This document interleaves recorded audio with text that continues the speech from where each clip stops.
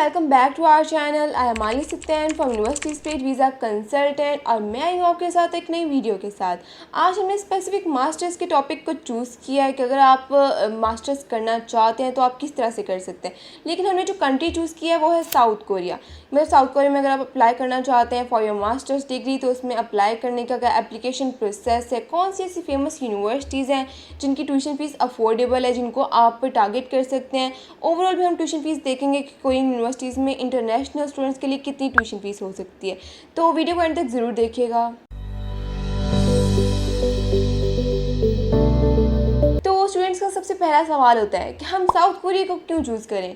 तो इसकी सबसे बड़ी रीज़न ये है कि इसकी ट्यूशन फ़ीस अफोर्डेबल होती है। ऐसा नहीं है कि कोरिया एक्सपेंसिव नहीं है, कोरिया एक एक्सपेंसिव कंट्री है। लेकिन अगर हम कंपेयर करें इसको ऑस्ट्रेलिया, यूएस, कनाडा, इन सब कंट्री से कंपेयर करें तो तब इसकी ट्यूशन फ़ीस रीज़नेबल होती है। लेकिन अगर हम डिफरेंट यूरोपियन कंट्री से इसका कंपैरिजन करें तो दैन कोरिया एक्सपेंसिव है, इसमें आपकी ट्यूशन फ़ीस भी ज़्यादा होती है, आपकी कॉस्ट ऑफ लिविंग भी ज़्यादा आ जाती है। अगर बैचलर्स और मास्टर्स के प्रोग्राम में कंपैरिजन किया जाए तो बैचलर्स के प्रोग्राम फिर भी अफोर्डेबल होते हैं, लेकिन जो मास्टर्स के प्रोग्राम है वो थोड़े से एक्सपेंसिव है कोरियन यूनिवर्सिटीज़ में। तो एक तो ये रीज़न हो गई कि अगर आप यूएस, कनाडा इन सब कंट्री से कंपेयर करें तो फिर कोरिया की जो ट्यूशन फ़ीस है वो अफोर्डेबल है। इसके अलावा यहाँ पर आपको एक्सीलेंट एजुकेशन प्रोवाइड की जाती है। यहाँ की जो कोरियन यूनिवर्सिटीज़ हैं वो टॉप रैंकिंग में आती हैं, पूरी दुनिया में वो टॉप पर रैंक करती हैं और एजुकेशन सिस्टम एक्सीलेंट है। Famous companies like LG, Samsung ये भी कोरिया की कंपनीज़ हैं। देखा जाए तो पूरी दुनिया में ही इनके mobile phone, smart watches use होती हैं। इसके अलावा अगर देखा जाए तो आपको यहाँ पे वैरायटी ऑफ स्कॉलरशिप अपॉर्चुनिटीज़ भी मिल जाती हैं। आप फ्री में अपनी मास्टर्स की डिग्री परस्यू कर सकते हैं। कोरिया की गवर्नमेंट भी है जो कि इंटरनेशनल स्टूडेंट्स को स्कॉलरशिप प्रोवाइड कर रही होती है। इसके अलावा बहुत सी यूनिवर्सिटीज़ भी हैं जिनकी अपनी स्कॉलरशिप्स होती हैं और उनकी रिक्वायरमेंट भी डिफरेंट होती है।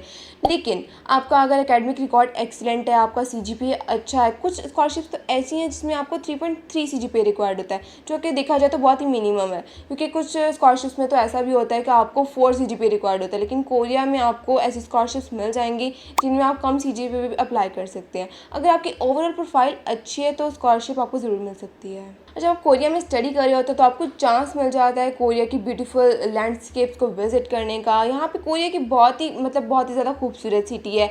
यहाँ पे इतनी फेमस सिटीज़ हैं, सोल, देजू, इंचन और ग्वांगजू। ये सारी सिटीज़ बहुत ही ज़्यादा खूबसूरत हैं जिनको आप विज़िट कर सकते हैं जब आप स्टडीज़ कर रहे होंगे साउथ कोरिया में। अब सवाल ये आता है कि आप कोरिया अगर जाना चाहते हैं तो आपको वहाँ पे कौन से ऐसे प्रोग्राम्स मिल जाते हैं जिनमें आप अपनी डिग्री परस्यू कर सकते हैं। जैसे कि कोरिया अपनी एडवांसमेंट, अपनी टेक्नोलॉजी की वजह से बहुत ज़्यादा जाना जाता है। तो आपको यहाँ पे engineering, business fields, music, architecture, इसके वैरायटी ऑफ प्रोग्राम्स मिल जाते हैं जिनमें आप अप्लाई कर सकते हैं और यही प्रोग्राम्स यहाँ के फेमस हैं। मोस्टली स्टूडेंट्स जो हैं वो IT के लिए, इंजीनियरिंग के लिए इस कंट्री में जाना पसंद करते हैं क्योंकि कंट्री इसी की वजह से बहुत ज़्यादा फेमस है।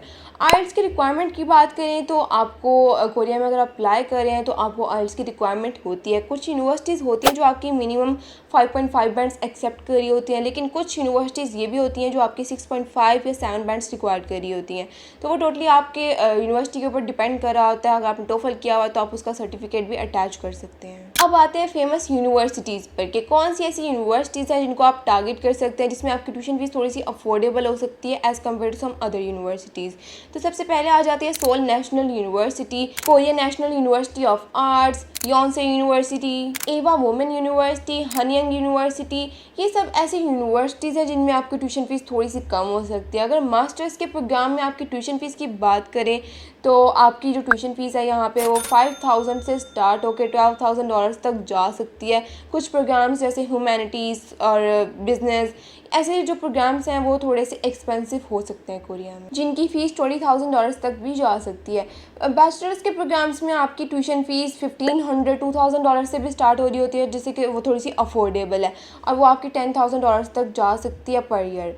तो as compare to bachelors, masters के प्रोग्राम थोड़े से एक्सपेंसिव हो सकते हैं। तो अगर आप स्कॉलरशिप आपको मिल जाती है तो वेल एंड गुड, आपको कोई ट्यूशन फ़ीस नहीं देनी पड़ती है, आपके सारे एक्सपेंसिव भी फिर स्कॉलरशिप भी कवर करी होगी। कोरिया इटसेल्फ एक बहुत ही ब्यूटीफुल कंट्री है। यहाँ पर जो ऑफिशियल लैंग्वेज है वो कोरियन बोली जाती है। करेंसी कोरियन वॉन यूज़ की जाती है। कॉस्ट ऑफ लिविंग पर आ जाते हैं तो कॉस्ट ऑफ लिविंग यहाँ पे आपकी, जैसे मैंने स्टार्ट में बताया था, थोड़ी सी एक्सपेंसिव हो सकती है। अगर आप प्राइवेट अकोमोडेशन बुक करते हैं तो उसके आपके मंथली $300 to $400 तक हो सकती है। लेकिन अगर आप यूनिवर्सिटी में अपनी अकोमोडेशन को बुक करते हैं तो वो आपके एक सेमेस्टर की ही होती है जो आपसे इकट्ठा चार्ज कर लेते हैं, जो कि as compare to private accommodation reasonable होती है। और इसके अलावा आपकी जो ट्रांसपोर्टेशन है, अकोमोडेशन, आपकी लिविंग एक्सपेंसेस, आपके फूड, इन सबको मिला के आपकी मंथली जो कॉस्ट ऑफ लिविंग है वो $1000 से $1100 तक आ सकती है, जिसमें आपको हर चीज़ इंक्लूड करी होती है। फिर भी आपके लिविंग स्टैंडर्ड के ऊपर डिपेंड करता है। अगर आप नॉर्मल लाइफ गुजारेंगे तो आपकी कॉस्ट ऑफ लिविंग भी कम ही आएगी। अब सवाल ये आता है कि अगर आप कोरियन यूनिवर्सिटीज़ में मास्टर्स के लिए अप्लाई करना चाहते हैं तो उसका क्या एप्लीकेशन प्रोसेस है। तो सबसे पहले तो आपको अपनी यूनिवर्सिटी को फाइंड आउट करना होता है। आप जिस भी यूनिवर्सिटीज़ में अप्लाई करना चाहते हैं आप उनको सिलेक्ट कर लें एक ही दफ़ा, और उनमें आपने ऑनलाइन एप्लीकेशन फॉर्म पे जाके उसको फिल करना है और अपने डॉक्यूमेंट्स को सबमिट कर देना है। डॉक्यूमेंट्स आपको सारे नॉर्मल डॉक्यूमेंट्स रिक्वायर्ड होते हैं, आपके बैचलर्स की डिग्री और ट्रांसक्रिप्ट, आपके passport, resume, recommendation letters, motivation letter, आपका इंग्लिश प्रोफिशिएंसी सर्टिफिकेट, इन्हीं सब डॉक्यूमेंट्स के साथ आप अपनी एप्लीकेशन को सबमिट कर देंगे। अच्छा, एक और चीज़ इसमें यह है कि अगर आप अप्लाई कर रहे हैं तो आपको एप्लीकेशन फ़ीस भी सबमिट करनी पड़ सकती है। डिफरेंट यूनिवर्सिटीज़ में एप्लीकेशन फ़ीस होती है, लेकिन कुछ यूनिवर्सिटीज़ में आप विदाउट एप्लीकेशन फ़ी भी अप्लाई कर सकते हैं। स्टूडेंट्स का मेजर कंसर्न ही बैंक स्टेटमेंट का होता है कि अगर हम कोरिया में अप्लाई करना चाहते हैं या कर रहे हैं तो हमें कितनी बैंक स्टेटमेंट शो करवानी पड़ेगी। तो आपका ये जो वीज़ा तो होता है वो आपका D2 टाइप स्टूडेंट वीज़ा होता है, और आपको जो बैंक स्टेटमेंट है वो आपको लास्ट 6 मंथ्स की शो करवानी होती है।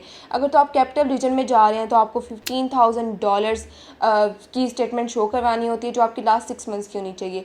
लेकिन अगर आप किसी लोकल रीजन में जा रहे हैं, आपकी यूनिवर्सिटी किसी लोकल रीजन में है, तो आपको जो है बैंक स्टेटमेंट वो $13,000 की शो करवानी होती है लास्ट 6 मंथ्स की।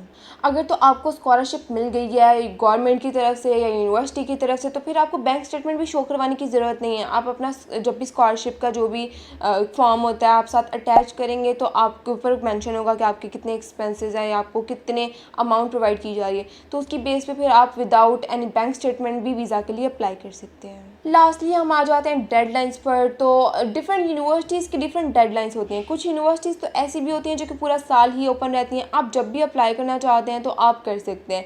लेकिन कुछ यूनिवर्सिटीज़ हैं जो कि समर सेमेस्टर में ओपन होती हैं, जो कि जून जुलाई में स्टार्ट हो रहा होता है, और कुछ यूनिवर्सिटीज़ हैं जो कि विंटर सेमेस्टर में ओपन हो रही होती हैं जनवरी या फरवरी में। तो आपको यूनिवर्सिटीज़ की डेडलाइंस को चेक करके उन्हीं उनमें अप्लाई करना होता है। सो ओवरऑल देखा जाए तो कोरिया तो एक बहुत ही अच्छी कंट्री है। अगर आप पढ़ना चाहते हैं तो अच्छी एजुकेशन मिलती है, ट्यूशन फीस भी कुछ कंट्री से कंपेयर करें तो अफोर्डेबल होती है, बहुत सी स्कॉलरशिप अपॉर्चुनिटीज़ मिल जाती हैं, आपको ब्यूटीफुल लैंडस्केप्स देखने का मौका मिलता है।